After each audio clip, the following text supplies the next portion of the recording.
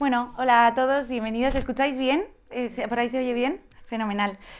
Bueno, pues veo un montón de caras que ya habíais venido, o sea que os agradezco un montón a todos los que estáis repitiendo y a todos los nuevos que es la primera vez que venís al Creative Mornings, por poneros un poquito en contexto de qué es o sea, dónde estáis, qué es esta iniciativa.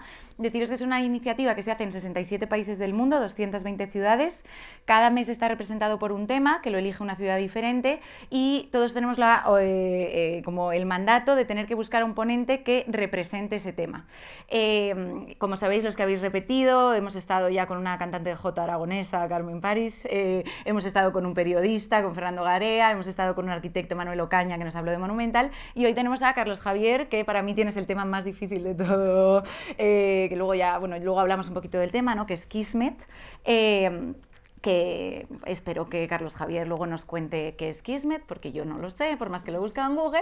Entonces, bueno, cada tema está representado por una ilustración. El tema de Kismet lo ha elegido la ciudad de Estambul, ¿vale? Eso pues, de vez en cuando le preguntan a una ciudad qué tema quiere y en este caso lo ha hecho, por dar créditos, pero que tiene un nombre complicado, una ilustradora que se llama Céline Sinar, ¿vale?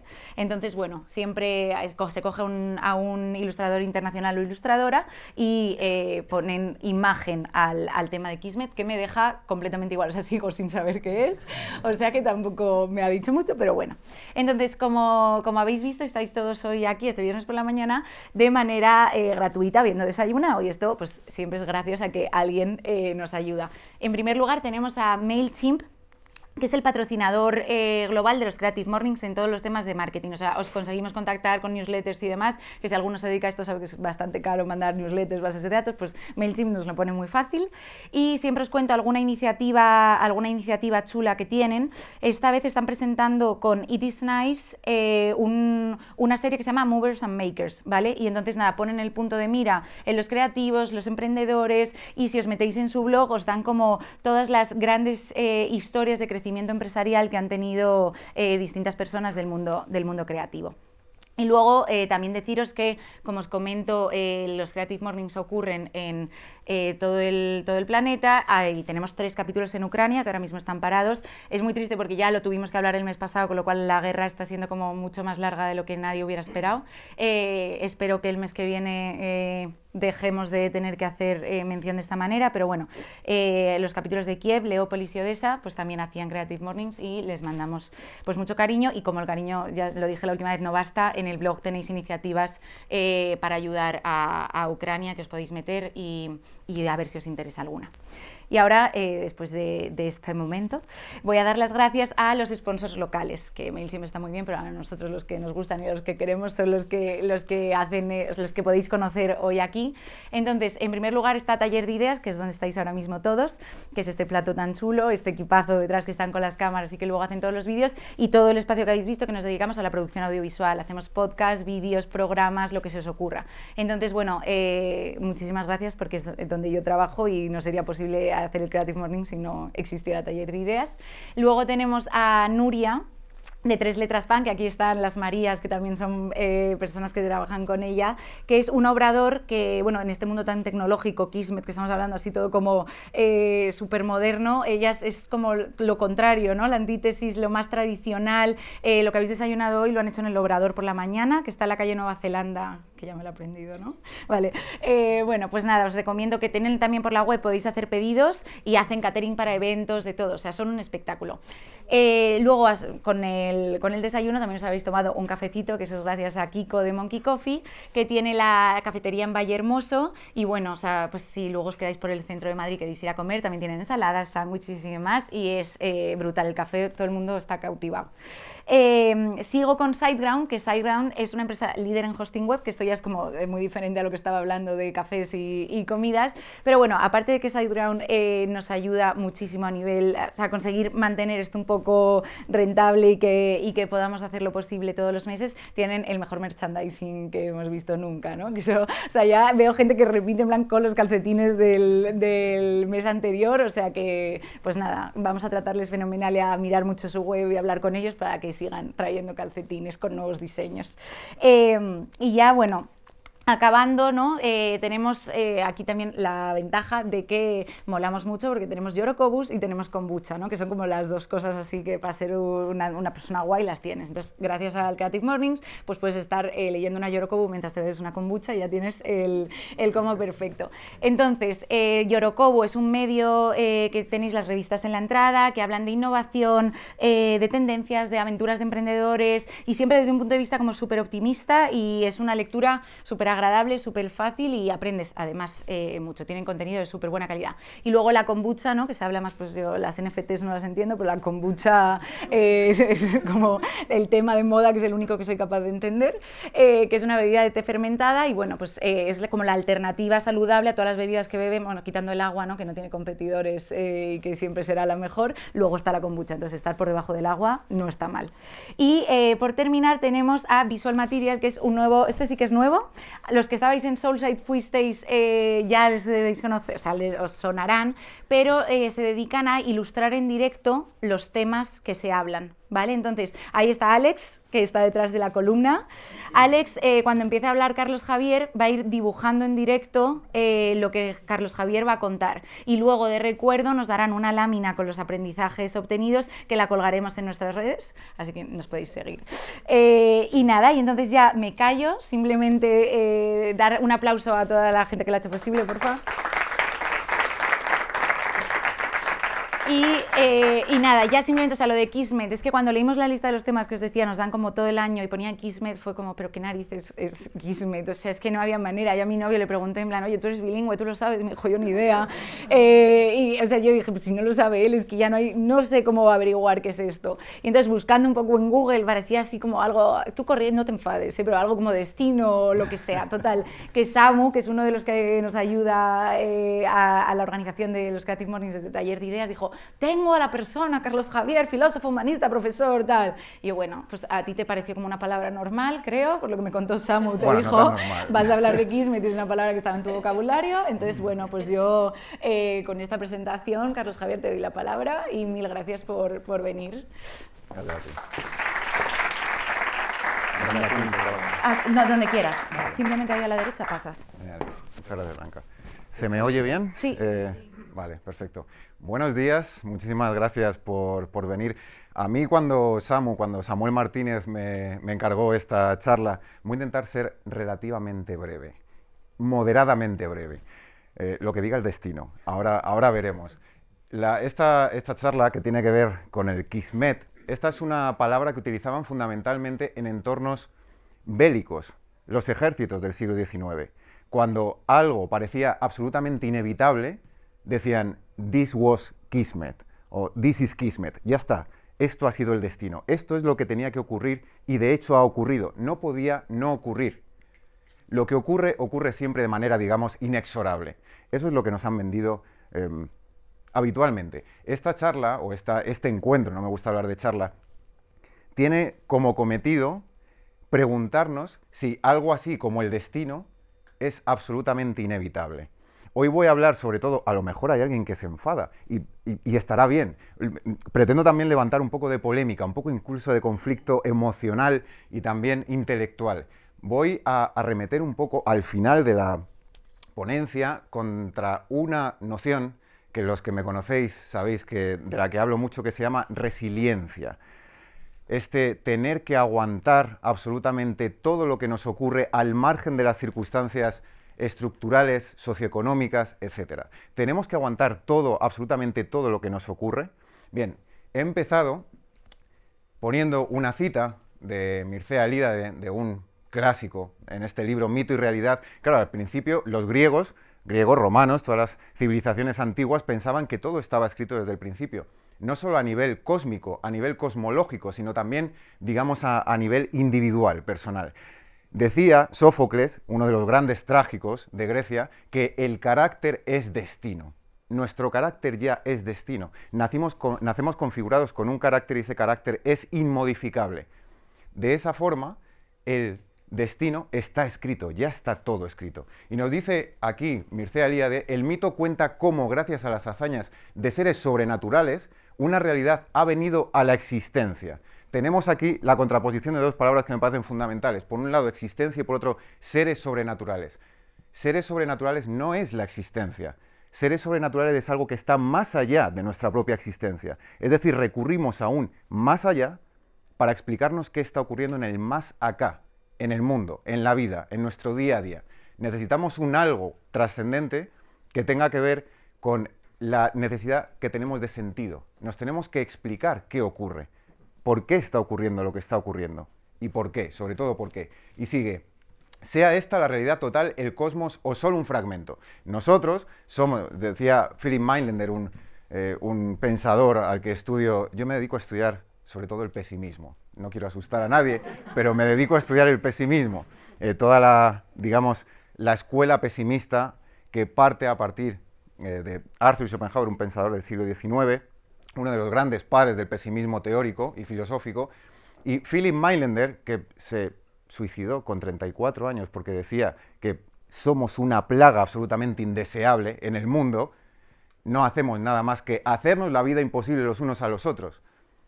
La solución que planteaba Meilander era acabemos con esto, suicidémonos todos. Bueno, al margen de esta concepción antinatalista, y no solo antinatalista, sino que llama al final de la vida, pero yo invitaría a quienes estamos aquí que no tengáis prisa por acabar, porque todos vamos a acabar, quiero decir, o sea, es que al final esto se acaba, es un viaje que empieza, como decía Heidegger, estamos arrojados a la existencia, se lo digo mucho a mis alumnos, les digo, es que ¿alguien os ha preguntado alguna vez si queréis estar aquí? Y con aquí me refiero vivos.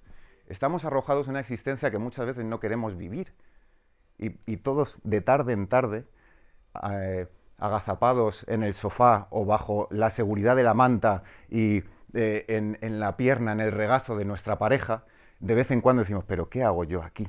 ¿Qué estoy haciendo en la vida? ¿Para qué mañana voy a trabajar? Y necesitamos esta necesidad de explicación trascendente muchas veces. Hay un algo que nos explica ¿por qué estamos aquí? Bien, esto lo he puesto aquí porque no podía no recurrir a las mitologías, digamos, clásicas, bueno, a Hesíodo, también en nuestra tradición judeocristiana, digamos, el Génesis también nos explica cómo se formó el mundo y eso también nos da una tranquilidad. Claro, es que nosotros venimos de aquí, venimos de Dios y Dios nos da una tranquilidad, no solo antropológica, sino también metafísica. Claro, si estamos aquí es porque un Dios lo ha querido. Si Dios lo ha querido, pues todo está bien, como decían los optimistas del siglo XVII. Voltaire fue el primero que, digamos, cuestiona con su novela Cándido, que os invito muchísimo a leerla, es una novela muy cortita, en la que un ser que va caminando por la vida, le van ocurriendo cosas y se da cuenta de que nada más que le ocurren cosas malas cuando va por el camino de la virtud. Esto también lo planteaba el Marqués de Sade, cuando plantea el camino de dos hermanas. La hermana que lleva una vida absolutamente disipada, le va todo bien. Y sin embargo, la hermana que va por el camino de la virtud, que se preocupa de la conciencia moral, de la moralidad de nuestros actos, le va todo fatal. Es decir, no porque actuemos bien, nos tiene por qué ir bien. Esto es algo que, bueno, nos han implantado, digamos, en nuestra tradición, como decía, judeocristiana. Claro, si te comportas bien, todo va a ir bien. No necesariamente. Por eso, quizá, y sin ahora querer aquí herir susceptibilidades, nos han prometido un paraíso. Porque aquí en la tierra no siempre las cosas van bien. Ese kismet, ese destino no siempre es benévolo con nosotros. No siempre. Y añadiría, afortunadamente. Porque el mal también, o que ocurran cosas malas, también es un aguijón. También es un aguijón que nos espolea a hacer las cosas de otra manera y hacer las cosas mejor. Y por otro lado, bueno, he puesto ahí aparición de nuevos seres o de la realidad en el caso de Prometeo. Aquí vemos a Prometeo dándole el fuego que robó a los dioses y dándoselo a los hombres, a los seres humanos. Prometeo evidentemente luego fue condenado porque nadie puede quedar impune cuando se mete con los dioses, cuando arremete contra los dioses. Y lo que le ocurrió a Prometeo fue que, como sabéis, muchos de vosotros, fue condenado a que un águila le comiera el hígado cada día. Y claro, como Prometeo era un titán, es decir, un ser inmortal, todos los días ese hígado se le regeneraba. De tal manera que el águila todos los días venía, le comía el hígado, se volvía a regenerar y así por toda la eternidad. Hasta que vino Hércules. Hércules salvó a Prometeo porque mató a esa águila, la mató. ¿Por qué Zeus dejó que le salvara?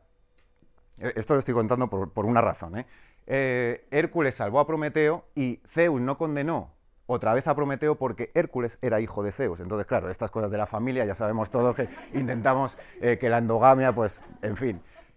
Y lo que hizo Zeus fue ponerle un anillo a Prometeo de tal manera, y aquí viene la relación con el Kismet, con el destino, para que nunca olvidase que había sido condenado por los dioses. Y siempre tuvo que llevar, a pesar de haber sido liberado, siempre tuvo que llevar un anillo. Eso es Kismet, eso es destino, eso es el carácter. En realidad podríamos decir, claro, Prometeo ya fue condenado para siempre y podríamos pensar, Prometeo, ese anillo es la condena de algo que hizo mal, pero también es el signo de la rebeldía.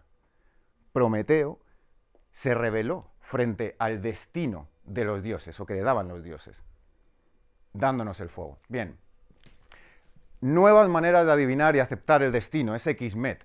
Todos los días, ¿quién no consulta? Bueno, no voy a decir aquí todo, que lo hagamos todos, pero todo el mundo consulta a Esperanza Gracia, o va al horóscopo de Esperanza Gracia, o de quien sea, me da igual, no quiero hacer aquí publicidad ni apología de estas cosas. El tarot, hay muchísima gente que ahora se echa las cartas. Bueno, no, es que el otro día me salió una combinación del muerto, el loco, el no sé qué, no sé cuál, y claro, ya seguro que encuentro una pareja, pero me va a una enfermedad fulminante porque me ha salido esto y lo otro y lo demás allá. También forjamos nuestro propio destino porque nos creemos nuestro propio destino. Creemos lo que va a pasar, creemos que va a suceder. Las serendipias, esto se utiliza mucho en ciencia, esto de encontrar algo de manera absolutamente casual que al principio no se buscaba y de repente se encuentra. Esto nos pasa mucho en nuestra vida, sobre todo en el terreno del amor. Cuando no se busca, ¿cuántas veces con nuestros amigos hemos hablado de deja de buscar pareja y cuando dejes de buscarla seguramente aparezca? Pues la serendipia es no buscar algo, encontrarlo sin que eso se buscara. La pareja a veces aparece de esa manera. Quien quiera tener pareja, por supuesto. Autoayuda y crecimiento personal. También es una manera de explicarse ahora el sentido. La autoayuda, que es por donde va a ir el resto de mi charla a partir de ahora, que tiene que ver con la pregunta que he puesto ahí. ¿Tenemos que aguantar todo? ¿Es esto el destino? Ahora mismo nos están bombardeando por todos lados con ejercicios de crecimiento personal y con esa resiliencia. Aguantar, perseverar, dar un lugar a nuestro sufrimiento, que nuestro sufrimiento lo podamos enclavar en algún lugar de nuestra vida, es decir, dar sentido al sufrimiento en nuestra vida. Ahora bien, la pregunta que yo me hago es, ¿tenemos que aguantar todos los sufrimientos o todos los sufrimientos están justificados? Lo que vengo a decir o lo que vengo a defender es que no todo destino tenemos que aceptarlo. Desde luego tenemos que aceptar algunos destinos, por ejemplo el hecho de estar vivos. Puedes hacer muchas cosas con esa vida, pero tienes que aceptar el hecho de que estás vivo. A partir de ahí, 1000 cosas. O si te viene una enfermedad crónica, la tienes que aceptar, evidentemente. Pero a partir de ahí hay dolores, hay sufrimientos que no son consustanciales a la vida. Y eso es lo que voy a plantear aquí. He puesto un Tamagotchi con toda la intención del mundo. No sé aquí cuántos de vosotros, de vosotras habéis jugado con un Tamagotchi. Yo lo conservo todavía, aquí está presente mi madre y lo guarda todavía. Ese Tamagotchi que me compró mi abuelo. Esto también puede tener que ver con el destino, porque mi abuelo me compra un Tamagotchi, no sé si era una proyección de mi abuelo que quería cuidar de mí, perdón, y me regaló esto para tener una imagen de, no sé, pues, y yo como era tan revoltoso, pues para que él también cuide a alguien, o tenga esa... En fin, el Tamagotchi como algo que tiene que ver con nosotros mismos en tanto que somos una máquina, están creando de nosotros una máquina. Lo pongo aquí. El lenguaje económico, cuando sirve para aludir a lo emocional, esconde tiranía. Por todas partes, en todos lados, en la prensa, todos los días, se nos invita a gestionar nuestras emociones. Se nos invita a adaptarnos, a superarnos. La pregunta que me quiero hacer hoy, prometo no extenderme demasiado, son 5 o 6 diapositivas más, es ¿por qué tenemos que gestionarnos? ¿Por qué nos obligan tanto y por tantos canales a gestionarnos. ¿Qué quiere decir esto de gestionarnos? ¿Por qué utilizan una especie de jerga económica para referirse a la vida afectiva y emocional? ¿Por qué? ¿Por qué tenemos que gestionarnos? Las emociones vienen, son consustanciales a la vida, los afectos, las emociones, todo eso es absolutamente natural. Y ahora lo que se está haciendo muchas veces es condenar a afectos tan usuales como la tristeza, como el aburrimiento, que aquí tenemos una especialista en aburrimiento, mi amiga Josefa Ros Velasco, profesora en la UCM. Se están condenando muchas emociones que tienen que ver con el movimiento normal de un ánimo a lo largo de la vida. Si nos fijamos, ahora mismo los días por baja laboral, cuando se ha muerto un familiar directo, son 3. 3 días. ¿Quién supera un duelo en 3 días? Y estamos hablando de una madre, de una hermana, de un padre.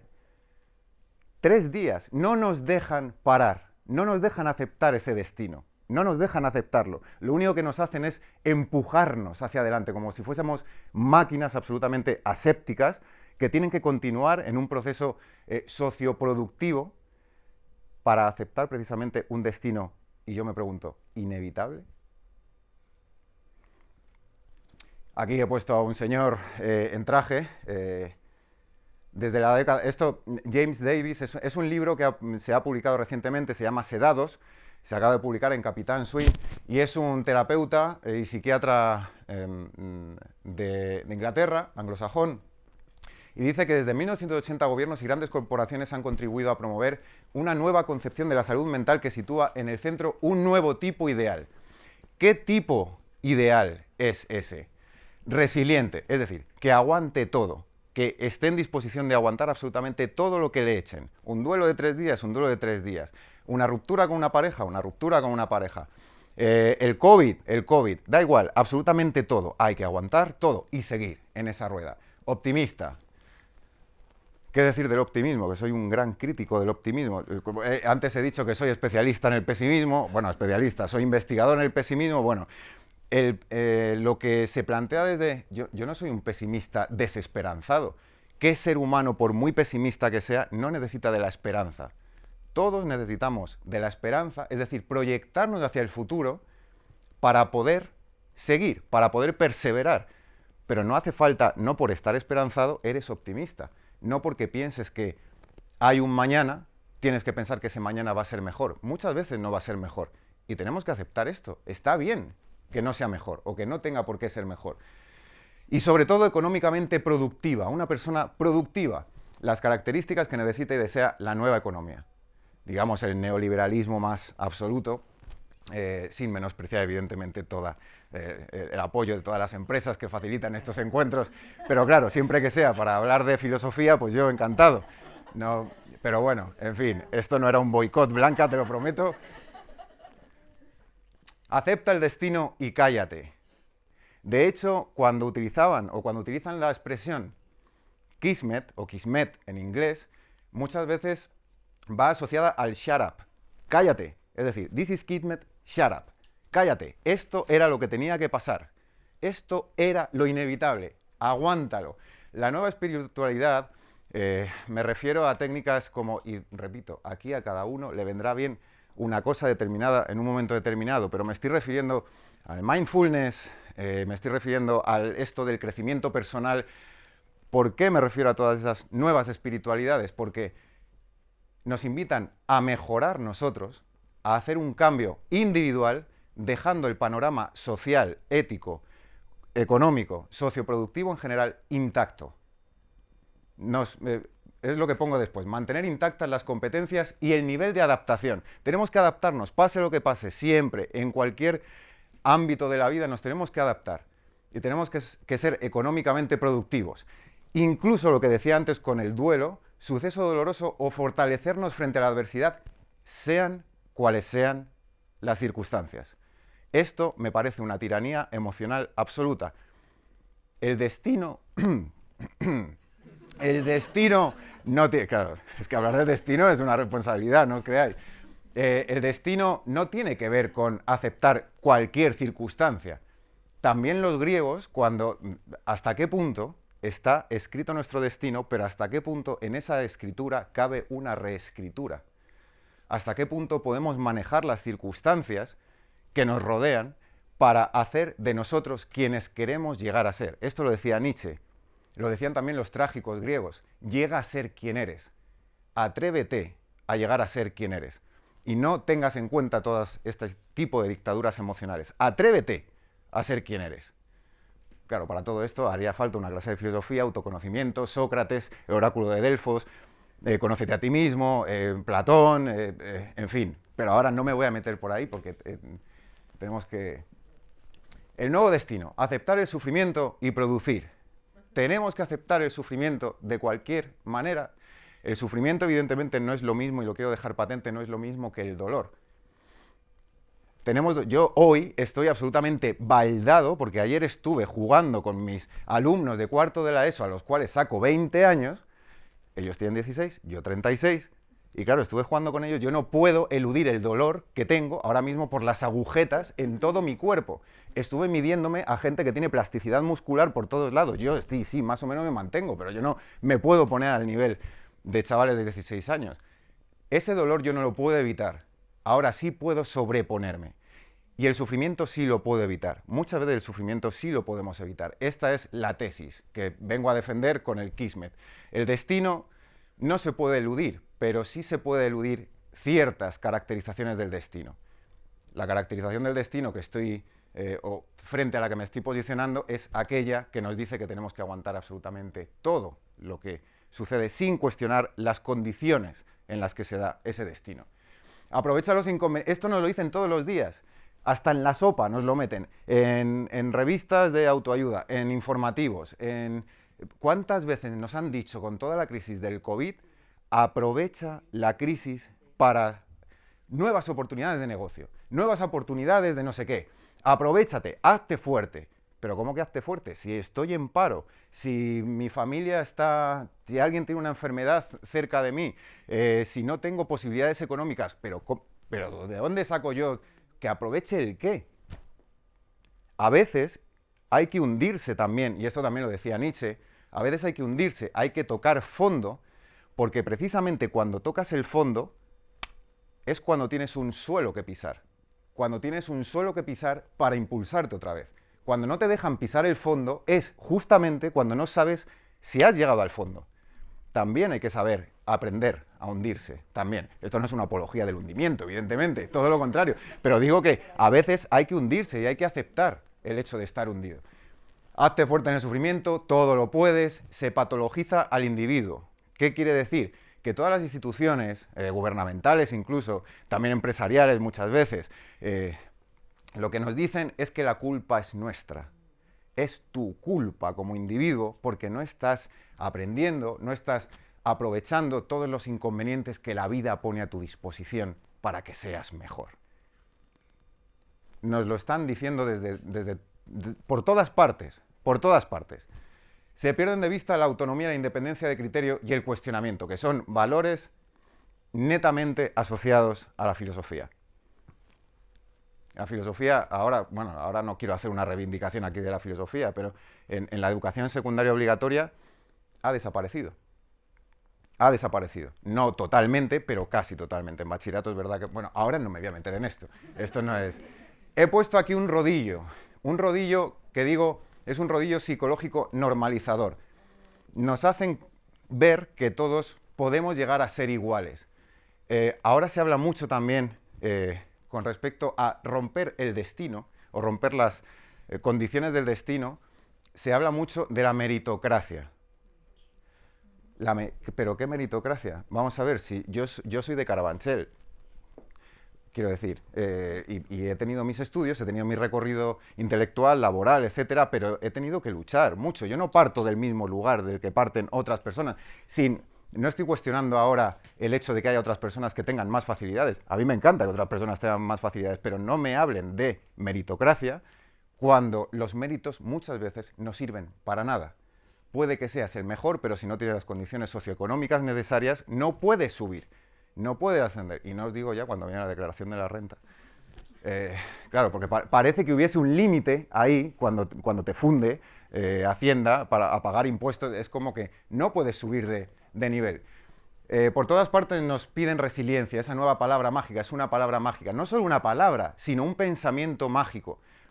Cuando nos están invitando constantemente a acepta tu destino, this is Kismet, shut up, cállate, nos están diciendo que hay un pensamiento mágico por el cual, si tú piensas que las cosas van a ir mejor, todo va a ir mejor. Esto es absolutamente falso. No porque pienses que las cosas van a ir mejor, van a ir mejor.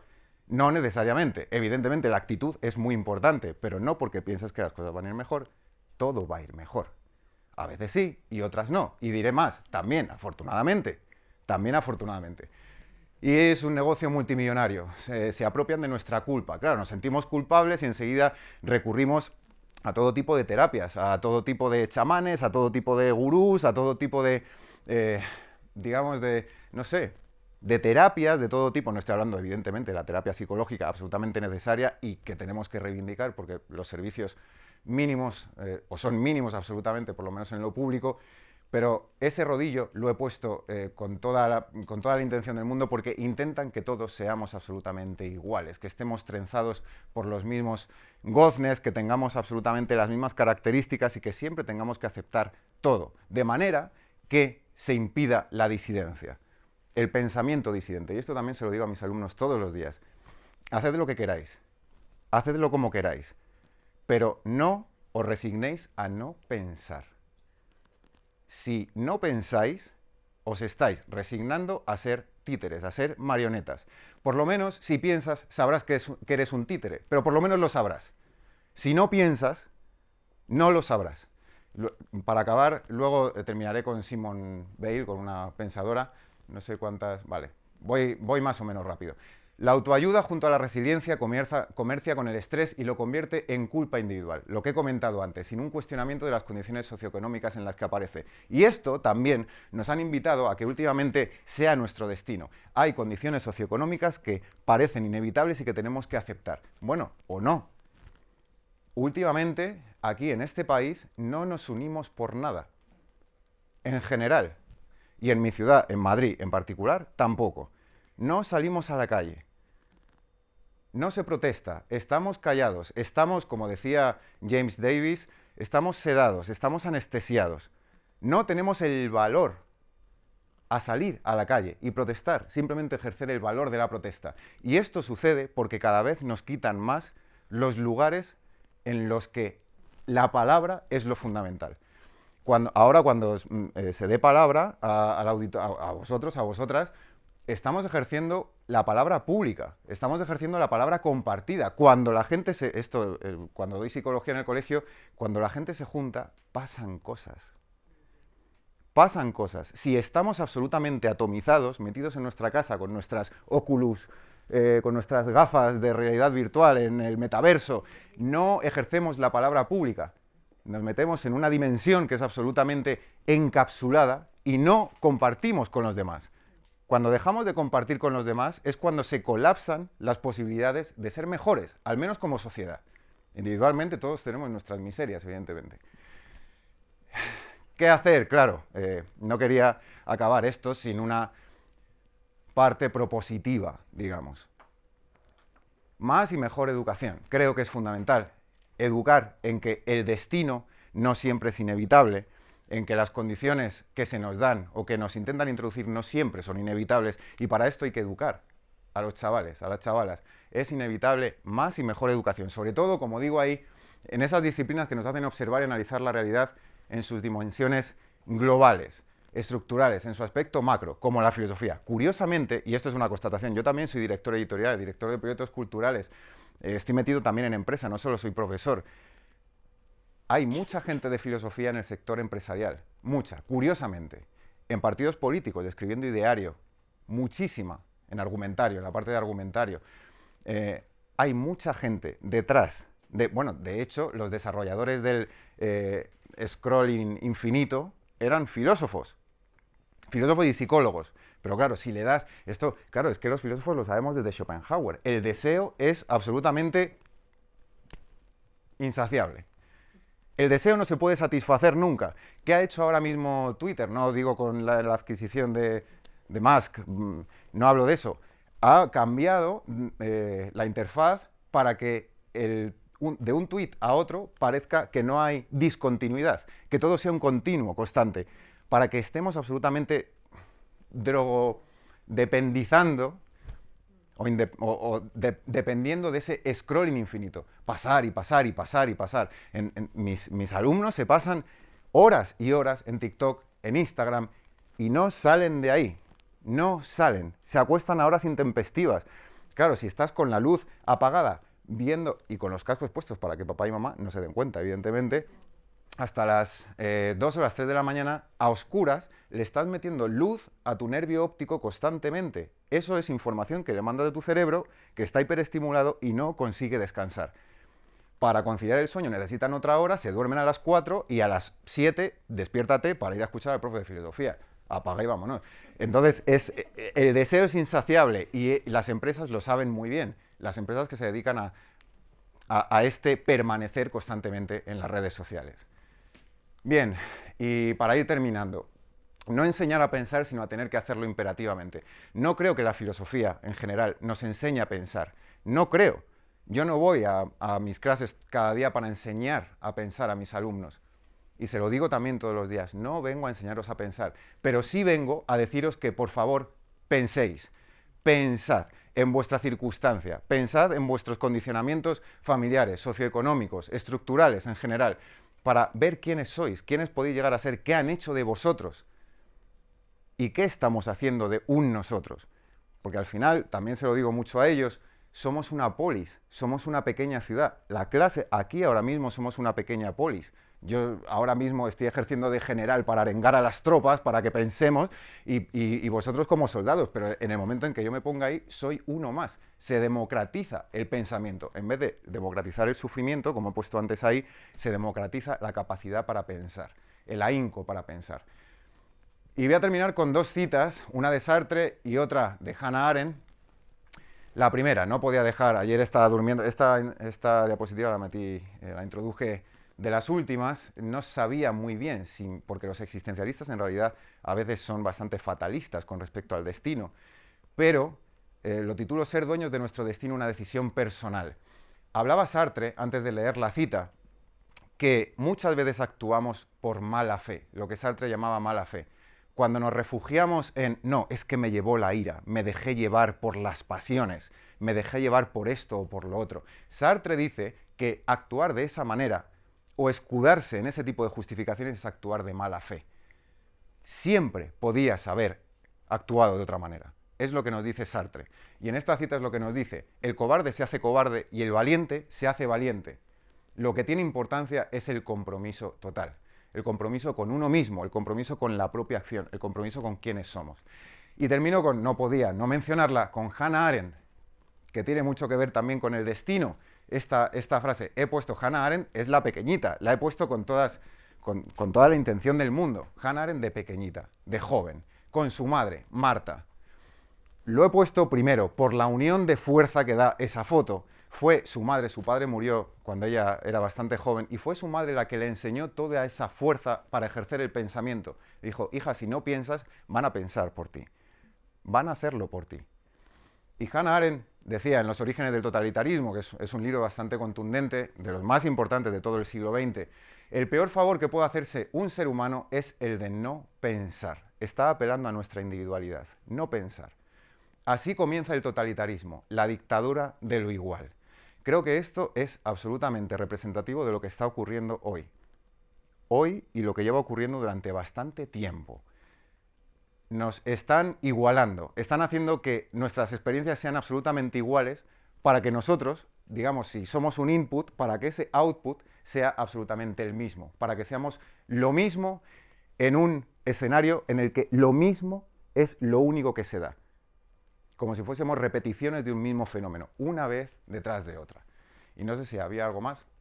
Voy a acabar con otra pensadora que no la he puesto aquí, Simone Weil, francesa, siglo XX también, muy comprometida con la libertad. Y con esta cita acabo, con respecto al destino, con respecto al Kismet, cuando digamos, no, es que esto era el destino, esto era lo inevitable, esto era lo que tenía que pasar, punto, y se acabó. Decía Simone Weil en una obra que se llama Las causas de la opresión social, decía Simone Weil que nos pueden robar todo, nos pueden someter de cualquier manera, podemos llegar a ser un Prometeo encadenado. Puede que en algún momento nos estén robando el hígado todos los días. Ahora bien, lo único que no nos pueden robar es nuestra facultad para pensar. Y no solo eso, para pensar y para actuar en consecuencia. Muchas gracias.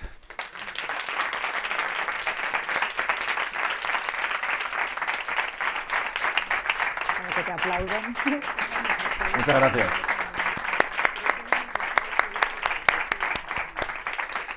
Bueno, pues mil gracias, Carlos. Nada, espectacular. Me tengo que poner aquí, me han dicho, o sea, por Sí. eso te estoy empujando como hacia Me voy para acá. Sí, porque me tengo que colocar en este sitio. Bueno, nada, yo os animaría ahora a hacerle preguntas. O sea, eres, creo, el único filósofo en la sala, o sea, que no nos dé vergüenza. No soy el único, no soy el único. Ah, bueno, pues tenemos ahí, pues si te quieres lanzar tú con la primera pregunta y ponérselo fácil al resto. Pero bueno, que os animo a preguntar, que estos son precisamente pues para que aprendamos y saquemos todos conocimientos de aquí. Mira, pues ya hay el primer voluntario, Palo, sí está. Ah, mira, y allí hay otro. Pues primero vamos contigo, Javier, y luego nos vamos para atrás.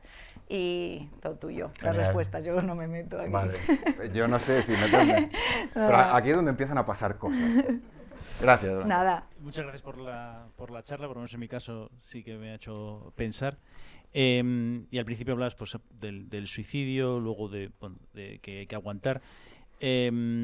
Últimamente estoy leyendo, no sé si realmente hay algo de fondo o es más clickbait, pero por lo menos en Estados Unidos, que es donde siempre están con muchos informes y tal, que hay un aumento de los suicidios en la población adolescente. Entonces, si piensas que eso es justo un poco como contraintuitivo, que es en un entorno muy anestesiado, en un entorno en el que, entre comillas, por así decirlo, están entre algodones, no hay grandes retos, pues esa población pierde un poco un foco, una brújula o lo que sea. Estoy un poco haciendo, desgraciadamente, cuñadismo filosófico, pero si desde tu punto de vista, que tienes más formación y que estás en contacto diario con la población adolescente, ¿cuál es tu impresión de esa tendencia? Si es una tendencia que va más, si es una tendencia que es pues, un flash porque las circunstancias que estamos viviendo últimamente, un poco tu opinión. Gracias. Nada, gracias a ti. ¿Contesto? Sí, claro. Vale. No, que no sabía si ahora o si quieres, y le paso. O después. No me interesa. Es un tema muy peliagudo. Javier, muy peliagudo, Javier.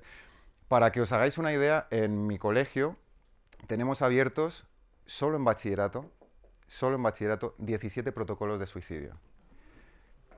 Y son 112 alumnos.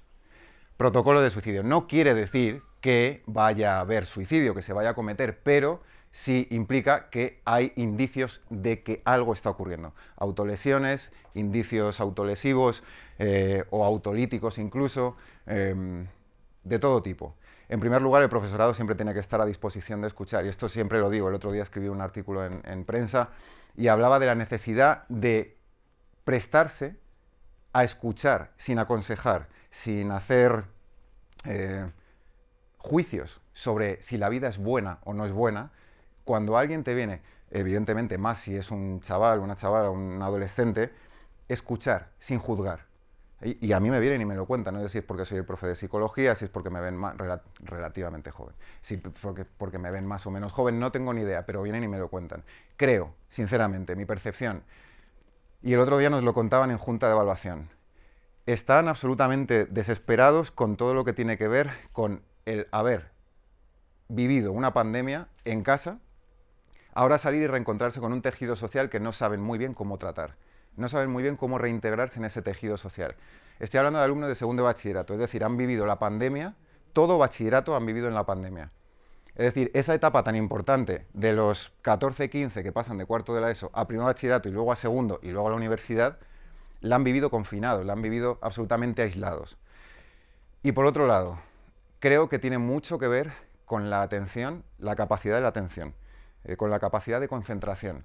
Ahora mismo nada les resulta suficiente, nada, en tanto que están absolutamente hiperestimulados. Nosotros también, ¿eh? Nosotros los alumnos, los adultos también, pero ellos están hiperestimulados y nada les llena, nada en absoluto. más que esa anestesia, es que nada les cala, ni siquiera el amor. No son capaces muchas veces de trenzar relaciones, vínculos afectivos fuertes, contundentes. No son capaces porque enseguida pasan a otra cosa. Bueno, ya he tenido lo que tenía que tener, o lo que tenía que sacar de esta relación, que era una relación sexual, o era un estar un rato con alguien, o era un probar experiencias nuevas, pero no fijan afectivamente con otros seres. Les cuesta muchísimo, y esto tiene que ver, yo creo que con la capacidad de concentración, con la atención, y tiene mucho que ver con la ponencia y con el Kismet, con el destino, esa capacidad de atención. También lo pongo mucho en redes sociales. Ahora mismo el negocio es por acaparar nuestra atención. El gran negocio de todo es dónde fijamos la atención. Si estamos en Twitter todo el rato, si estamos en TikTok, si estamos en Instagram, ¿a quién le prestamos atención? Aquí el reloj me está vibrando todo el rato. Todo el rato. Será la empresa, será el colegio, será un mail, será una conferencia, lo que sea. Pero me está vibrando todo el rato. Tengo que poner empeño en estar concentrado aquí porque el allí me está llamando. Claro, yo soy un adulto y me doy cuenta de que no puedo estar aquí mirando el reloj o el iPhone o lo que sea mientras estoy dando una charla. Ahora, un chaval de 16 años no tiene ese, como se llama en psicología, como se denomina en psicología, no tiene ese control del impulso. No lo tiene. Ahora mismo no hay capacidad para controlar el impulso. Así que diría la atención, la concentración, el periodo de pandemia y la imposibilidad de fijarse afectivamente al mundo. No encuentran razones. Ni llegar a la universidad, les cuesta mucho. Y mirar un mañana. Están en la absoluta inmediatez. Y la inmediatez para todos, casi siempre, es insuficiente. Cuando uno está absolutamente lleno o pleno. Esto tiene mucho que ver con el aburrimiento, por cierto. Mucho que ver con el aburrimiento. Están también aburridos. Y es un aburrimiento que llenan constantemente de estímulos, que nunca paran. Estímulos constantes, notificaciones. Y si el chico o la chica que me gustan me ha hecho ghosting y ya pasa de mí. Estímulos, estímulos, estímulos, y no son capaces de estar quietos. El silencio también. El otro día hablaba en Radio Nacional de la importancia del silencio. No son capaces de estar en silencio. Y el silencio lo que da es capacidad para pensar. Crea un paréntesis para pensar. El otro día les puse, y con esto termino, les puse para empezar una pieza de música clásica y les dije, podéis hacer lo que queráis. Eran las 8:15 de la mañana. Podéis hacer lo que queráis, os podéis dormir, os podéis dar besos entre vosotros, podéis levantaros y hablar, me da igual, haced lo que queráis, pero estad en silencio. Silencio, solo en silencio, y escuchad. Y les puse la orquesta. Y no eran capaces. No pueden estar callados, no pueden. Ese control del impulso creo que también tiene mucho que ver. Y evidentemente a nivel socioeconómico ahora mismo las perspectivas laborales son bastante... si no paran de escuchar todo el rato que las máquinas, que el transhumanismo, que no ven un futuro, no lo ven, ni siquiera los ingenieros, ni siquiera los arquitectos, ni siquiera los de ciencias, entre comillas, que siempre han tenido más salidas laborales, no ven un futuro claro. No lo vemos nosotros, pues ellos más difícilmente. Hasta ahí, bueno, esto se podría alargar muchísimo, pero... Pues gracias por la por pregunta. allí más alguna pregunta, creo. ¿Qué tal? Buenos días. Buenos Un días. placer escucharte, Carlos Javier. Muchas gracias. Dos preguntas, para que te mojes. ¿Determinismo o libre albedrío? Y luego, si crees que, como decía Víctor Frank en El hombre en busca de sentido, lo único sobre lo que tenemos alguna opción es sobre nuestra actitud ante los hechos, ¿no? Lo único que podemos controlar.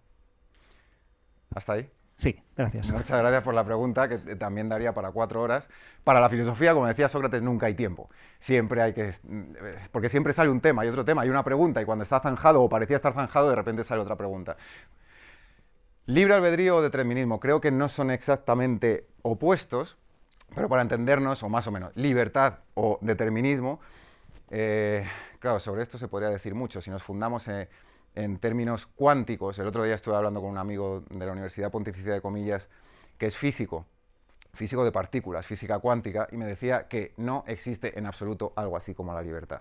En el universo no existe la libertad, tampoco la nuestra. Otra cosa es que nosotros tengamos, como decía Spinoza, en su ética, siglo XVII, XVIII, tenemos una ilusión de libertad. Tenemos una ilusión de libertad porque desconocemos la cadena de causas y efectos. Ya está.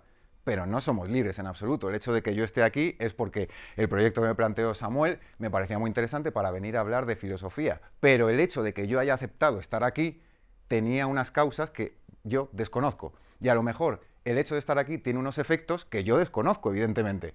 Entonces, de alguna forma está todo determinado. Ahora bien, como yo no lo sé, o como yo tengo esa ilusión de libertad, me creo libre. Y sinceramente prefiero creerme libre, sobre todo para no asumir ciertas dictaduras emocionales, ciertas dictaduras afectivas. Y te diré más, sobre todo para compartir mis inquietudes con otros. Creo que, lo he dicho antes, cuando se junta la gente pasan cosas. Y cuando empezamos a hablar, cuando empezamos a compartir pareceres, es cuando el mundo empieza a ir en otra dirección. Estoy seguro de que sea porque os ha resultado indiferente este encuentro, porque os ha resultado interesante o porque os ha resultado absolutamente innecesario y prescindible, cuando salgáis de aquí algo se os ha quedado, algo, lo que sea, y a lo mejor lo comentáis con el novio, la amiga, el amante o lo que sea, y pues, y el destino, y la resiliencia, y pasan cosas fuera de aquí. Entonces, cuando nos juntamos los humanos, pasan cosas. Así que, aun creyéndome, aun sintiéndome absolutamente libre, lo voy a decir al revés, aun sabiendo, en términos cuánticos, en términos, voy a decir fisicalistas, que estoy absolutamente determinado, prefiero pensarme libre. Eso por una parte. Con respecto a Viktor Frankl, no sé si sabéis la historia de Viktor Frankl, pero estuvo en 2 campos de concentración, estuvo en Auschwitz, escribió un libro que es, por cierto, es en la editorial en la que trabajo, Herder, que esto no estaba preparado, en absoluto, o sea, ha sido absolutamente casual, El hombre en busca de sentido, que es el libro, es uno de los bestsellers, digamos, de la filosofía, psicología de la historia del siglo XX. Lo que plantea Viktor Frankl es encontrar o dar un sentido al sufrimiento, pero claro, Viktor Frankl estaba encerrado en un campo de concentración. Es decir, no sabía si él iba a salir de allí. Nosotros solo tenemos una certeza, que de aquí no salimos vivos. O sea, no de aquí, aquí no nos van a hacer nada, quiero decir, de aquí... Bueno, a ver... Está la sorpresa final, ¿no? Blanca dice que es sorpresa final. Veremos a ver qué ocurre. Bueno, en fin, quiero decir que de la vida no salimos vivos. O, bueno, ahora, por cierto, con respecto a la libertad, se está hablando, hay un libro en la Universidad de Deusto, no recuerdo los autores, que se llama La muerte de la muerte. Todo esto tiene que ver con el transhumanismo, con implantarnos dispositivos tecnológicos que prorroguen nuestra vida indefinidamente. Ya lo están haciendo las pastillas, que, bueno, aunque tengamos la próstata fatal, el corazón fatal, no es el caso, pero quiero decir, aunque bueno, esto sobraba, pero quiero decir, por la edad, se supone que sobraba, pero bueno, nunca se sabe. Era por daros información personal un poco. Viktor Frankl estaba encerrado en un campo de concentración. Allí la libertad es absolutamente inexistente. No puede existir algo así como la libertad, ni siquiera de pensamiento. Lo primero que hacían al meterte en un campo de concentración era quitarte el nombre y ponerte un número. Lo primero que hacían, ¿para qué? Para despersonalizarte. De alguna forma, si lo pensamos, es lo que está ocurriendo ahora con esta normalización, con este rodillo continuo en el que quieren que seamos todos lo mismo, que tengamos las mismas experiencias, que estemos todos adocenados, que estemos todos, digamos, hechos por un mismo patrón. Ahora bien, evidentemente, y con esto termino, en Viktor Frankl lo bueno, digamos, lo más enriquecedor que podemos sacar, o yo pienso que podemos extraer del libro En busca de sentido y de todos sus libros y de lo que se ha dado en llamar como la logoterapia, que logos en griego es razón o palabra o discurso, logoterapia, una terapia que se basa en el discurso, en la palabra, etcétera. Y que tiene que ver, esa logoterapia de Viktor Frankl y de todos sus epígonos, tiene que ver con encontrar el sentido o el lugar pertinente del sufrimiento en nuestra vida. Es decir, el sufrimiento tiene un lugar en nuestra vida, ha ocurrido por algo en particular y se ha dado por una razón en especial. Entonces, Viktor Frankl nos puede ayudar a comprender ese sufrimiento. Yo voy un paso más allá y digo, vale, ya lo has asumido, ya tienes tu sufrimiento puesto en el hígado, en el corazón, en los riñones, donde sea. O lo tienes puesto en tu vida, una ruptura, un duelo por una muerte, lo que sea. Ahora bien, cuando está puesto en su lugar, la pregunta es, ¿tenía que aceptar yo ese sufrimiento? ¿Ese sufrimiento era inevitable o estaba sujeto a ciertas condiciones? Es lo que yo me planteo. pero evidentemente Viktor Frankl es un clásico de la... Invito muchísimo a leer ese libro, El hombre en busca de sentido. Muy bien. Más o menos, ¿puede servir? Muchas gracias. Pues aquí tenemos la última, por aquí, Sí. le damos el micro. Hola, ¿qué tal? Hola. Bueno, muchísimas gracias, me ha encantado. A ti. Y nada, es una pregunta cortita. Sí. No sé, aparte de dar clases en los coles y tal, no sé si das clases también a los adultos, porque la verdad que sí que me gustaría saber más y lo que tú dices, al final cuando nos juntamos pasan cosas. Entonces sí que estoy abierta y seguro mucha gente aquí también. Muchísimas gracias. A ti, Muchas a gracias. ti. Afortunadamente pasan cosas. Soy profesor de filosofía y psicología en un colegio de Madrid. También doy charlas y cursos en universidad, no solo aquí, en Europa y sobre todo en Latinoamérica también. Esto incluso a mi madre lo mismo, porque no lo sabe, pero seguramente me vaya a La Habana en agosto a la universidad si me das permiso, claro, que no quiero que salgan los complejos freudianos aquí, de mamá, ¿me das permiso? Bueno, en fin. He estado en Colombia un par de veces y me invitan constantemente, estoy en contacto. O sea, quiero decir, doy charlas, doy conferencias constantemente. Suelo ser más teórico. Cuando doy charlas en universidad tiene más que ver con un componente erudito o investigador que con algo así. Yo, sinceramente, Blanca, y esto lo digo y lo confieso y no pasa nada, es la primera vez que doy una charla de este estilo, es decir, muchas gracias, más tipo charla-TED o en este formato. De hecho, en junio doy una charla-TED sobre la importancia de la filosofía. Sí, está por mis redes sociales. Entonces, en mis redes, o sea, mira, estoy hablando de no adocenarnos, en mis redes sociales se puede encontrar todo, sobre todo en Twitter y en Instagram. Pero sí, y lo diré por última vez, creo que es fundamental que hagamos cosas en común. Y con esto termino. El ágora griega, es decir, la plaza griega, se conformó al principio no para que los mercaderes y la gente hablara. El ágora griega, la plaza pública, y me estoy acordando de cuando fui a Atenas y paseaba por allí y me caían las lágrimas como chorretones, pensando que por allí había paseado Sócrates, Epicteto, yo qué sé, todas estas grandes mentes de la filosofía occidental. El ágora surge cuando la soldadesca, es decir, los soldados rasos, deciden ponerse a hablar de igual a igual con independencia de su rango en el ejército. De que uno sea capitán, de que otro sea comandante, de que uno sea soldado raso, da igual. En el ágora, lo importante es que se habla en horizontal, se habla de igual a igual. De hecho, Aristóteles lo menciona mucho en la metafísica y en la política y en la ética Nicómaco también, el concepto en griego de lo tomesón, que es lo igual. Es fundamental compartir el koiné, que es el idioma común que utilizamos todos, con lo tomesón, con el que es igual a mí. Tenemos que utilizar más el lenguaje con los que son iguales para nosotros. ¿Por qué? Porque ahí es donde empiezan a pasar cosas. Así que siempre reivindicaré el pensamiento, sobre todo pensarnos para saber dónde estamos y si queremos seguir, seamos o no libres, estemos sujetos o no al determinismo, pero incluso sabiéndonos sujetos al determinismo, que sepamos que en nuestro poder está usar la palabra para no quedarnos como estábamos antes, que era cuando no pensábamos. Y hasta aquí, yo creo. No sé. Muchas gracias. ¿Me voy? Sí, bueno, nada, o sea, solo es... Muchas gracias. Bueno, yo creo que una vez más hemos triunfado, ¿no?, con el ponente. O sea, no es por nada, pero está yendo bien. Esto es Creative Mornings. Mil gracias, Carlos Javier, ha sido fascinante. Y efectivamente, o sea, si es la primera vez que hacías una charla así, pues para la gente de a pie. Yo también soy de a pie. Nos encanta que nos hablen así de la filosofía, porque si no es verdad que nos cuesta quizás más acercarnos.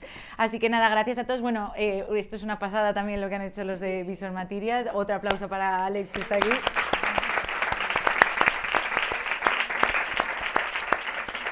que bueno, tus redes que no las has dicho es Aspirar al 1, ¿no? Sí. ¿Vale? Bueno, le podéis buscar. Y nada, y que muchísimas gracias a todos por haber venido y nada, que es un planazo, de verdad, de viernes de fin de mes. Nos vemos el mes que viene. Ya os digo que el tema será Now, ahora, y tenemos a una ponente que es muy divertida, o sea, ya la presentaremos y tal, pero es una tía muy rock and roll ella, o sea, que será también muy chulo verla. Y nada, que paséis buen fin de. Muchas Muchas gracias.